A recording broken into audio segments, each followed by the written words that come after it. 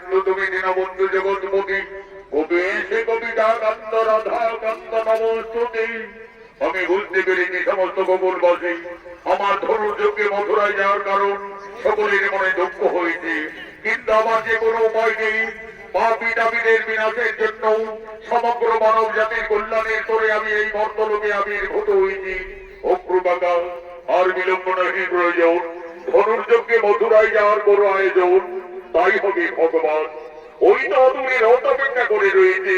চলো ভগবান, আমরা সেই রথে মথুরায় করিব প্রস্থান।